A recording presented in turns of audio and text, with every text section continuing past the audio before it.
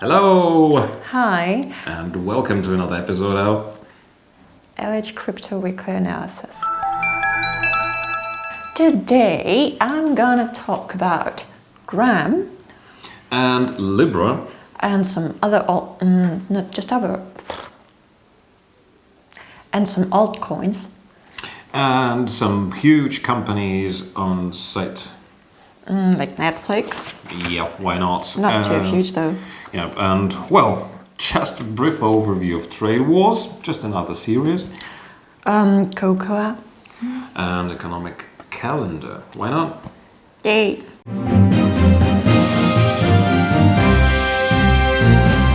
I'm gonna start with Gram.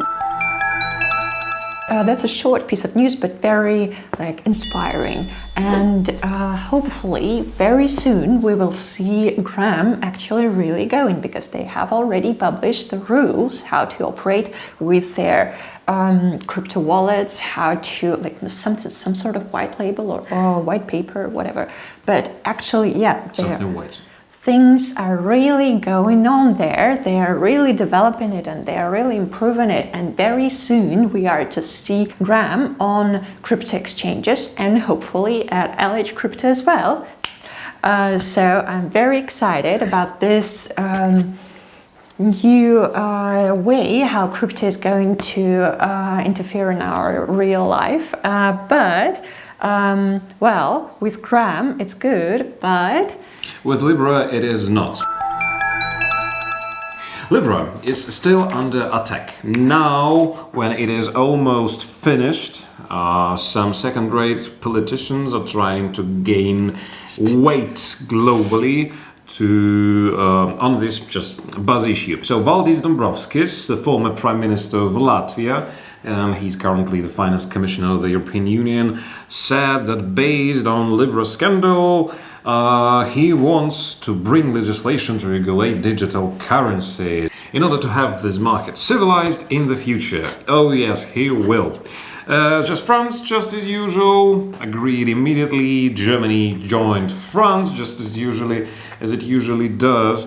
And meanwhile, the European Central Bank is concerned with the potential use of Libra in money laundering and terror financing. Well, as if guys do not have other opportunities to finance their evil activity.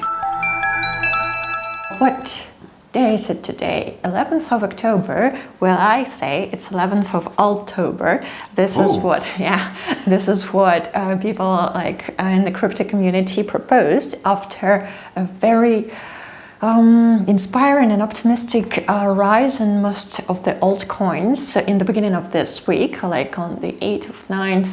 They really showed great growth, 7%, 8%, 12% for Ripple, and they were really doing very good. Well, by now, of course, it's just slowed down a little and everyone is back on their positions of, not so inspiring, but actually they give us hope that altcoins, unlike Bitcoin, may have a really good future, some like Ethereum, Litecoin and Ripple, and a new Chainlink that is going to be one of the top 10 very soon.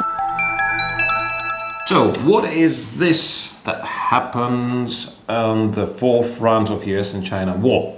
So, all the world is watching for the second day how the members of United States and China top trade communities met. They met on Thursday in the United States for the first time since late July, trying to find a way out of the 15-month trade war. And signals are contradictory. Wall Street was set to open higher on Wednesday on trade optimism, and this was due to China's steps towards buying additional 30 million tons of soybeans, which was not expected. But at the same time, others gave a gloomier taking of these negotiations, especially in China. Truth is, USD is currently under continuous pressure. This advises to shorten your position in the currency of USD for at least a couple of next weeks. Federal Reserve, by the way, added to the pressure. In Jerome Powell's speech on Tuesday, He said that Fed will soon start expanding its balance sheet. While it was said that this is no sign of quantitative easing and no rates are still await us in the nearest future to the end of the year, Mr. Powell stressed that Fed would be data-led, and the data is not that optimistic. So most of the cocoa is produced in African countries, and most of the leaders of these countries said, well, we don't quite like that our farmers are in poverty, and we would like them to do better and to actually get more money for the cocoa sold to the public. So maybe you would like to pay us more. And they raised prices, and actually the prices for cocoa, like forget gold, forget silver, it grew by 19% in 1 month and a half. Actually, the supplies are not reduced. It was a very good year for cocoa for farmers, and they have like huge harvest, and all of it they're going to sell for a higher price, so high like $2,361 per ton in London Exchange, and in New York it is even higher, like $2,451 per ton. And analysts say that it is not going to stop there, and by the end of 2020 it will still be growing to, well, at least 2465, but it's a very, very cautious forecast, and I say it's going to be like 2500 at least. We can insert a news here that LH Crypto has partnership offices in Africa now, so like we are very, very, very much interested in African farmers and people to become richer and use our services to become even richer. So with one hand you grow cocoa, with the other hand you trade. Yes, please. Yeah.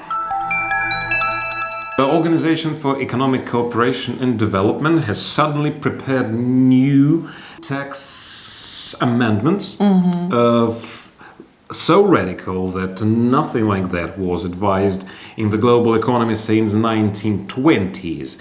According to these amendments, transnational companies now will have to pay their taxes proportionate to their profits gained in this or that country, so that situations like it is with Apple, which registered its major businesses in Ireland and pays only 1% income tax, the lowest in the whole Europe, and at the same time it pours money from the rest of the Europe. We thought like renewables are getting there, but actually not, because coal is getting more and more popular because of the countries like China, countries of Southeast Asia, India, they are all increasing their production levels, and they say, well, we need energy for that. Well, why not use coal? Because we can rely on it better, and it's cheaper for us here. So countries like Indonesia and India, they use so much coal while they have so much sun there. They're so rich for sun, but now they're using coal.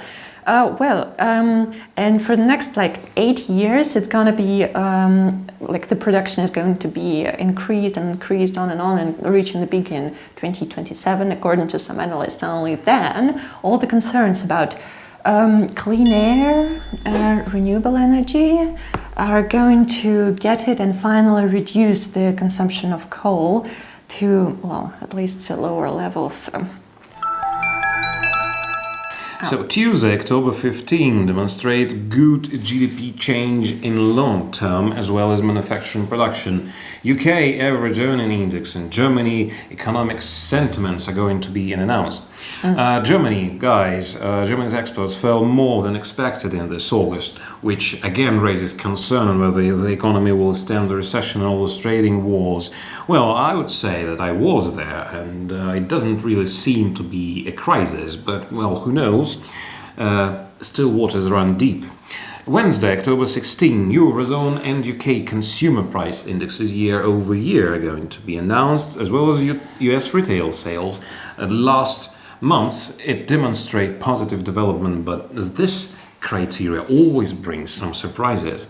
Thursday, October 17, UK retail sales month over month, US Philadelphia Fed Manufacturing Index, and Chinese GDP and industrial production. All this may bring significant fluctuation in a short and mid-term. So keep your chances. Use the leverage village crypto, which reaches up to 1 to 500 for Forex instruments. And yeah, get rich. May the profit be with you.